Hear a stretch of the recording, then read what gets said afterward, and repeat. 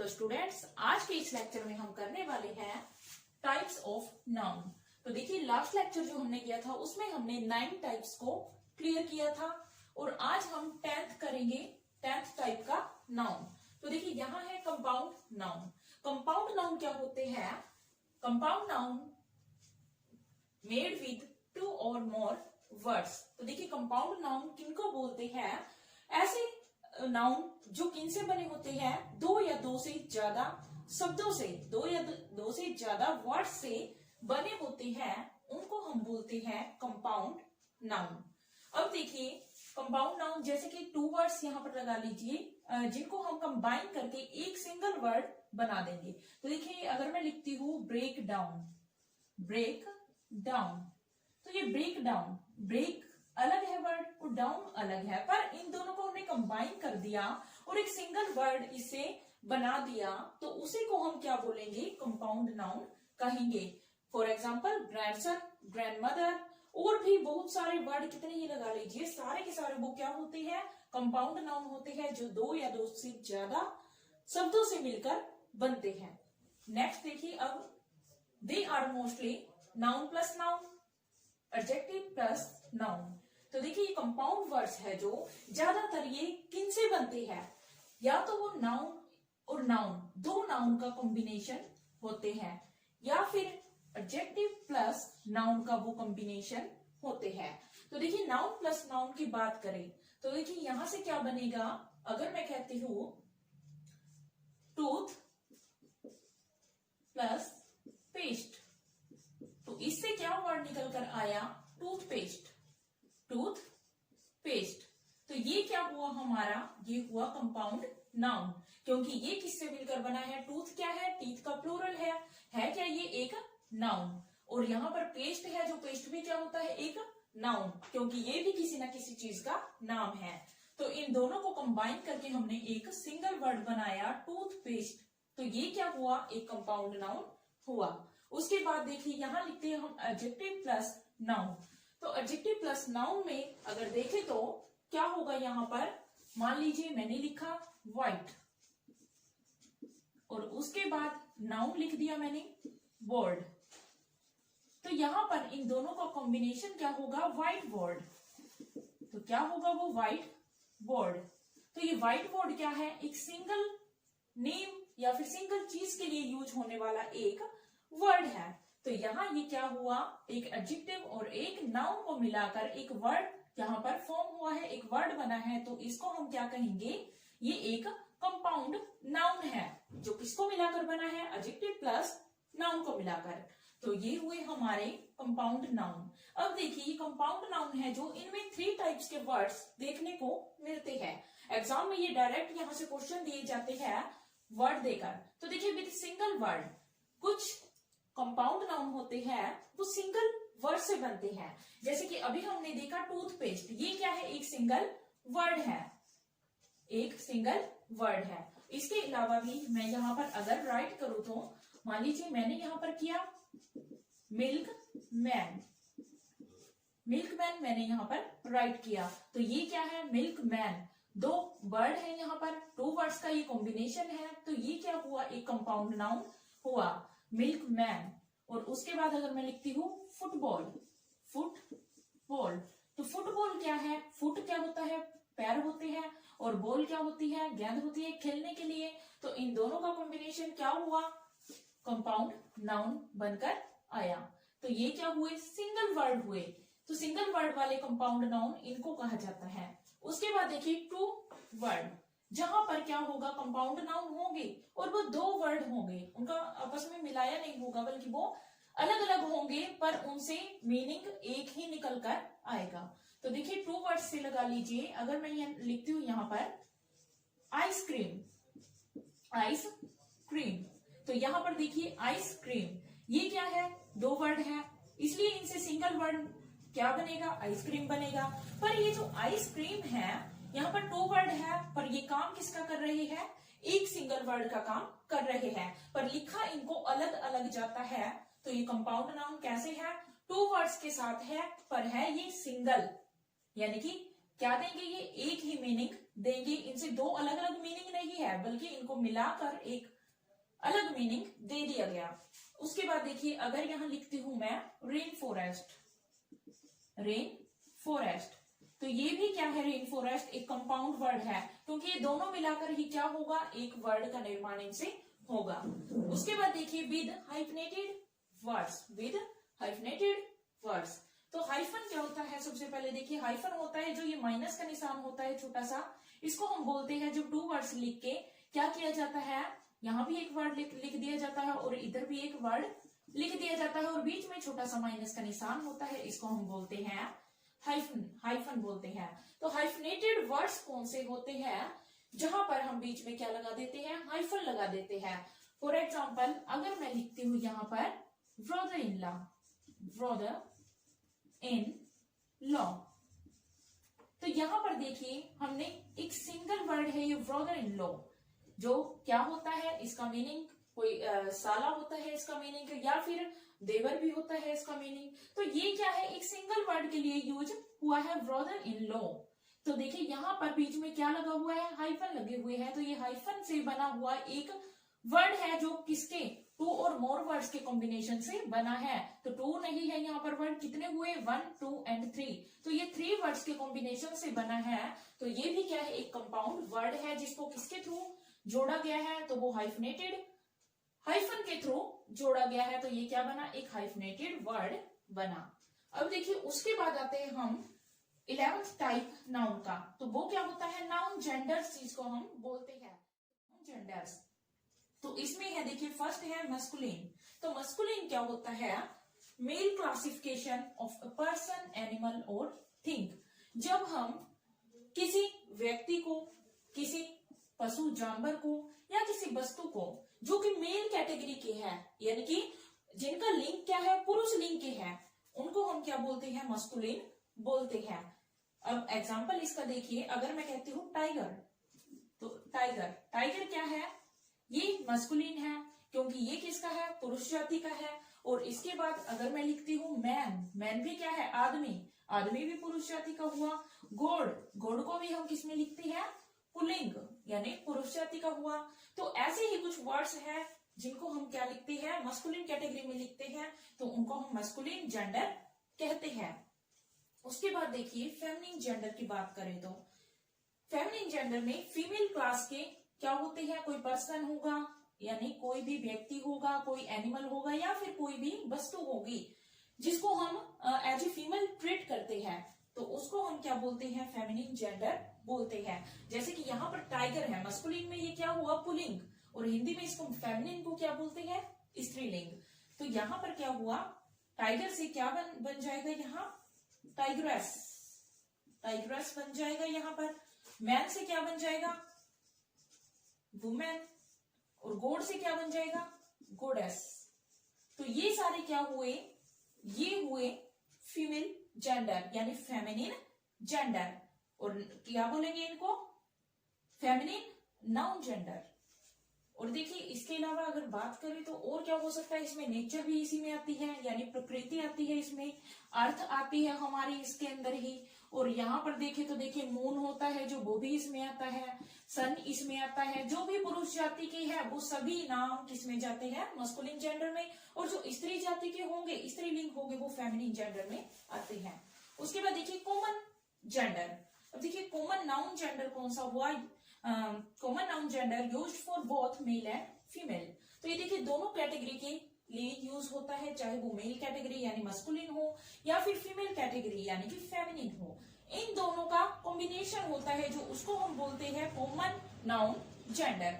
यानी कि common noun होते हैं जो वो इसी टाइप के होते हैं, तो इसलिए इसका नाम भी क्या पड़ा, कॉमन नाउन जेंडर। तो यहाँ पर क्या होगा, देखिए मेल और फीमेल कैटेगरी दोनों है। जो मान लीजिए मैंने यहाँ एग्जाम्पल लिखा, तो देखिए यहाँ एग्जाम्पल लिखती हूं मैं कॉमन नाउन जेंडर के, तो क्या होगा वहां पर, मान लीजिए मैंने यूज किया बेबी। तो बेबी क्या है, कोई भी बेबी, बच्चा हो सकता है। अब बच्चे का हमें पता नहीं है कि वो मेल है या फीमेल है, उसके लिए हम यूज करते हैं बेबी। इन्फेंट, इन्फेंट होता है एक शिशु, चाहे वो फीमेल कैटेगरी या फिर मैन कैटेगरी मेल कैटेगरी से हो तो मस्कुलिन फेमिनिन कुछ भी हो सकता है एक शिशु तो। और देखिए चाइल्ड, चाइल्ड भी क्या है, चाइल्ड बच्चा होता है, तो बच्चा कौन सा, लड़का या लड़की, हमें नहीं पता। तो ऐसे ही कुछ जेंडर होते हैं, यानी कि कुछ ऐसे ही वर्ड होते हैं, कुछ ऐसे नाउन होते हैं जिनको हम कॉमन नाउन कहते हैं, दोनों के लिए हम यूज कर लेते हैं। अब देखिए इनमें इनके साथ साथ और क्या आता है, टीचर भी इनमें ही आता है। टीचर क्या होता है, टीचर में दोनों आ जाते हैं, फेमिनिन मस्कुलिन। और देखिए डॉक्टर है, ऐसे ही कोई भी ऑक्यूपेशन का भी नाम है जिसका हम सभी के लिए एक वर्क के लिए यूज करते हैं, तो उसको हम बोलते हैं कॉमन नाउन जेंडर। नेक्स्ट देखिए फोर्थ आता है न्यूटर, ये एग्जाम में आ चुके हैं ये भी। तो न्यूटर जेंडर कौन सा होता है, neuter noun gender used for non living things. तो देखिए कैसा जेंडर होता है जो कि निर्जीव चीजों के लिए यूज किया जाता है, यानी कि नॉन लिविंग थिंग्स के लिए इसका यूज किया जाता है न्यूटर। अब देखिए यहाँ पर इसके एग्जाम्पल लिखे तो नॉन लिविंग थिंग्स आपको पता है सभी को कि क्या होती है, जैसे कि चेयर लगा लीजिए, बुक लगा लीजिए, मार्कर लगा लीजिए, पेन लगा लीजिए, या कोई भी चीज जो जीवित नहीं है, निर्जीव है, जो सजीव नहीं है, तो उसको हम बोलते हैं न्यूटर जेंडर। तो ये हुए हमारे 4 टाइप्स नाउन जेंडर के, तो इनको आपको याद रखना है, डायरेक्ट एग्जाम में इनसे क्वेश्चन आता है। और उसके बाद देखिए आता है नाउन केसेज, यानी नाउन के केस क्या क्या होते हैं। तो देखिए यहाँ पर मैंने एक एग्जाम्पल लिखा है जिसके थ्रू हम क्या करेंगे, एक एग्जाम्पल यहाँ पर जिनमें से हम 3 टाइप पढ़ेंगे, और सेकंड एग्जाम्पल मैंने यहाँ पर लिखा है जिसमें से हम सेकंड टाइप पढ़ेंगे इसके, यानी कि नाउन केसेज के कितने टाइप हुए टोटल, 1 2 3 4 एंड 5। तो इनमें देखते हैं, सबसे पहले मैंने एग्जाम्पल में लिखा है mister Rahul my father gave Renu a book. तो किसी को हमने बताया mister Rahul my father gave Renu a book. तो यहां पर देखिए, जहां पर क्या होगा, देखिए मिस्टर राहुल कोई भी नाम दिया होगा और उसके बाद क्या लगा होगा, कोमा लगा होगा। कोई नाम दिया है उसके बाद कोमा है, तो यहां पर आप समझ जाइए कि हम क्या कर रहे हैं, किसी को एड्रेस कर रहे हैं, किसी को संबोधित कर रहे हैं, यानी किसी को हम पुकार रहे हैं, कॉल कर रहे हैं। तो ये सभी किसमें आते हैं, ये सभी आते हैं वोकेटिव केस में। क्या बोलते हैं इसको, वोकेटिव नाउन केस। तो देखिए मिस्टर राहुल या फिर कुछ भी है और उसके बाद कोमा लगा है, तो वो कौन सा होगा, वोकेटिव नाउन केस। तो इसमें क्या होता है, vocative noun case is the name of the person being addressed, यानी एक ऐसे व्यक्ति का नाम जिसको हम क्या कर रहे हैं, संबोधित कर रहे हैं, किसी का नाम लेकर अगर हम पुकार रहे हैं, बोल रहे हैं, इन्फॉर्म कर रहे हैं किसी को, तो वहां पर क्या होगा, वोकेटिव नाउन केस होगा। नेक्स्ट देखिए सेकंड है my father give Renu a book, यानी कि फादर, फादर क्या है, यहाँ सब्जेक्ट है जिसकी हम बात कर रहे हैं। गिव क्या है, एक वर्ब है। और देखिए रेनू और अ बुक ये 2 बच्चे हैं, इनके बारे में मैं आपको बताती हूँ। तो देखिए यहाँ सेकंड पे लिखा है मैंने nominative case, subject of the verb in a sentence. तो नॉमिनेटिव केस क्या होता है, subject of a verb in the sentence, यानी वाक्य में वर्ब का जो सब्जेक्ट होगा। तो देखिए यहाँ गिव है, जो गिव क्या है, एक वर्ब। वर्ब क्या होती है, कोई भी कार्य किया जा रहा है उसको हम क्या बोलते हैं, वर्ब बोलते हैं। तो देखिए वर्ब क्या होती है, एक कार्य, यानी कोई भी काम किया हुआ। तो देखिए गिव है जो एक वर्ब हुई, तो यहाँ इसका सब्जेक्ट, किसी भी वर्ब का सब्जेक्ट क्या कहा जाता है, नॉमिनेटिव केस कहा जाता है। और सब्जेक्ट कौन सा होगा वर्ब का, वो वर्ब से बिल्कुल आगे आएगा, यानी ठीक आगे वर्ब के आता है, जो वो क्या होता है, वर्ब का सब्जेक्ट होता है। और उसके बाद जो आते हैं, और यहां से देखिए कैसे पता चलेगा कि ये वर्ब का सब्जेक्ट है। तो कैसे पता चलेगा, जब हम यहां से एक क्वेश्चन करते हैं। क्वेश्चन किससे करेंगे, वर्ड से या फिर हु, होम, इनसे हम क्वेश्चन करते हैं। तो यहां से जो क्वेश्चन होगा वो हमारा क्या होगा, एक सब्जेक्ट होगा, किसका, वर्ब का क्वेश्चन, वर्ब का सब्जेक्ट होगा, क्वेश्चन होगा। तो देखिए यहाँ पर क्वेश्चन क्या निकला, my father give Renu a book. तो देखिए तो क्या हुआ यहाँ पर, who give Renu a book, who give Renu a book. तो देखिए किसने दी बुक रेनू को, तो यहाँ आंसर क्या निकल कर आता है, ये हमेशा क्या होगा, इसका आंसर होगा। तो क्वेश्चन का आंसर क्या होगा, my father gave Renu a book. तो ये क्या हुआ हमारा सब्जेक्ट। तो ये इस सब्जेक्ट को हम क्या बोलेंगे, नॉमिनेटिव केस। तो ये कौन सा केस हुआ, नॉमिनेटिव केस हुआ। और ये फर्स्ट जो है जिसमें हम ग्रीटिंग करते हैं, किसी को ग्रीट करते हैं, एड्रेस करते हैं, कॉल करते हैं, इन्फॉर्म करते हैं, वो कौन सा केस होता है, वो होता है वोकेटिव केस।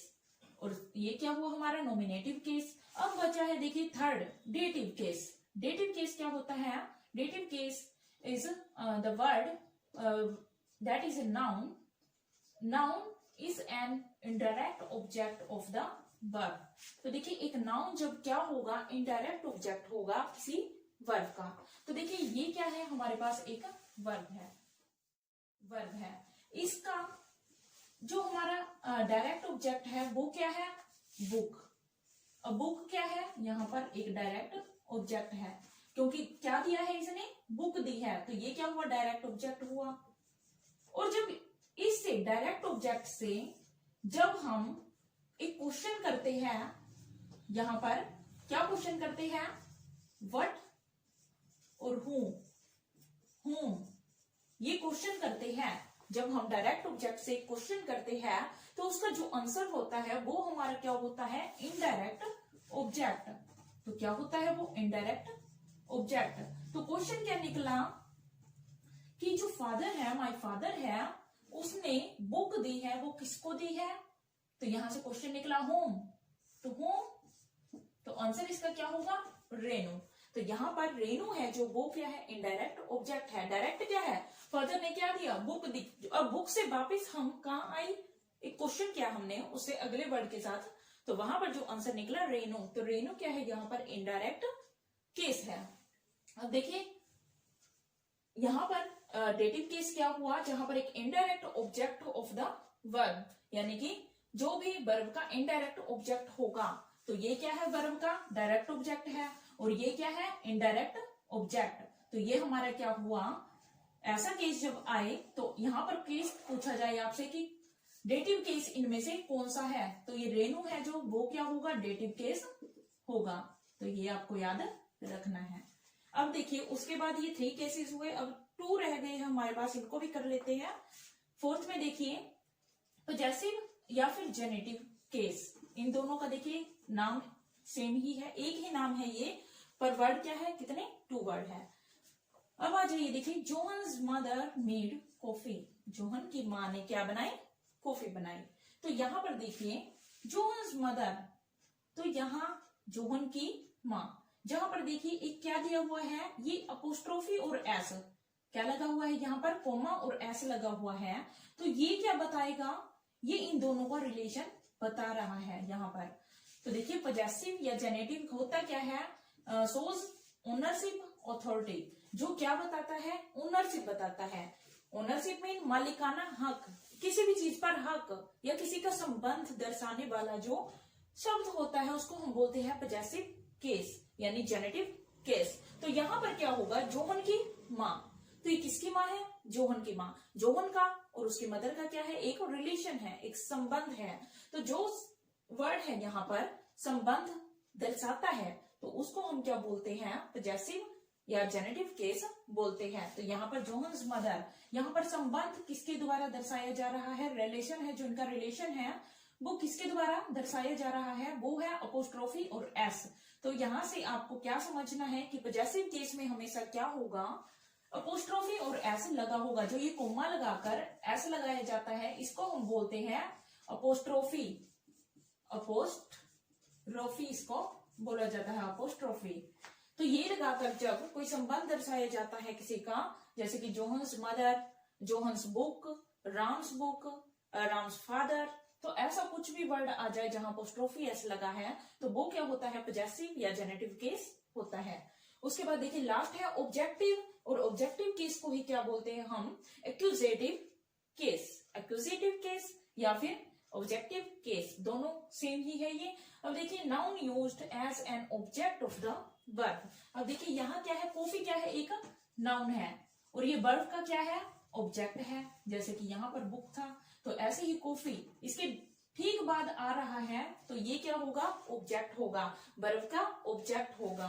तो वर्ब का जो ऑब्जेक्ट होता है, यहाँ पर क्वेश्चन में अगर पूछा जाए आपसे कि एक्यूजेटिव केस कौन सा है, इनमें से पूरे एक सेंटेंस लेकर पूछ लिया जाए, तो आप वहां पर क्या देखोगे कि जो ऑब्जेक्ट होगा वर्ब का, वही क्या होगा, वर्ब का ऑब्जेक्ट ही एक ऑब्जेक्टिव या फिर एक्यूजेटिव केस होगा। तो ये हुए हमारे 5 केसेस जो कि नाउन के होते हैं। तो ये कंप्लीट हमारा टाइप हो चुके हैं नाउन के, और नेक्स्ट वीडियो में हम करेंगे रूल्स नाउन के।